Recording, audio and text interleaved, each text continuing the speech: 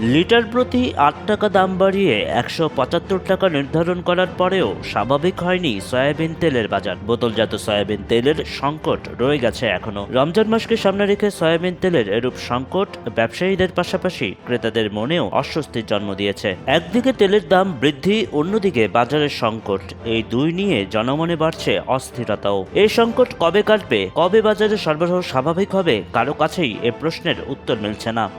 যদিও সরকার ও মালিকপক্ষ দাবি করছে সয়াবিন তেলের বাজারে অস্বস্তি কেটেছে, কিন্তু বাস্তব চিত্র ভিন্ন। রাজধানীর একাধিক বাজার ও একাধিক মহল্লার খুচরা দোকানে খোঁজ নিয়ে জানা যায়, বাজারে তেলের সরবরাহ আগের তুলনায় অনেকটাই কম এবং সরকার নির্ধারিত দামের চেয়েও বেশি দামে বিক্রি হচ্ছে সয়াবিন তেল। জানা যায়, দেশের বাজারে ছোট বড় ১০-১২টি কোম্পানি সয়াবিন তেল বাজারজাত করলেও ৭টির মতো কোম্পানি বাজার নিয়ন্ত্রণ করে। সরকার প্রায়শই বসুন্ধরা গ্রুপ থেকে টিসিবির জন্য হাজার হাজার লিটার সয়াবিন তেল ক্রয় করে। সরকারকে দিতে গিয়ে বাজারে তাদের সরবরাহ বাধাগ্রস্ত হয়। এর একটা প্রভাব পড়ে বাজারে। পাশাপাশি এই সুযোগে বাকি ৬টি কোম্পানি বেশি মুনাফার আশায় কৃত্রিম সংকট সৃষ্টি করে, ফলে সয়াবিনের বাজারের অস্থিরতা কাটে না।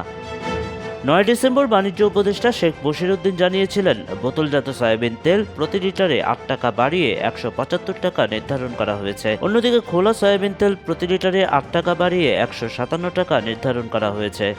বিশেষজ্ঞরা মনে করেন, সেই পুরনো চেনাজানা সিন্ডিকেট বাজার থেকে বাড়তি মুনাফা হাতিয়ে নিতে কারসাজি শুরু করেছে। এবারের টার্গেট আসন্ন রমজান। এগুলো হচ্ছে আগাম প্রস্তুতি। চাঁদ দেখা সাপেক্ষে আগামী ১ মার্চ থেকে শুরু হতে পারে রমজান, তাই এত আয়োজন। সরকারের কাছ থেকে দাম বাড়িয়ে নিয়েও বাজারে সয়াবিন তেলের সরবরাহ স্বাভাবিক করছে না উৎপাদনকারীরা। মিল পর্যায় থেকে তেলের কৃত্রিম সংকট সৃষ্টি করে ডিলারের কাছে সরবরাহ কমিয়েছে তারা। ডিলার থেকে খুচরা বাজারেও সয়াবিনের সরবরাহ কমেছে। এতে বর্তমানে বাজারে সরকার নির্ধারিত দামের চেয়ে জনগণকে বেশি দাম দিয়ে তেল কিনে খেতে হচ্ছে। আসন্ন রমজানে দাম আরও বাড়ার আশঙ্কা রয়েছে।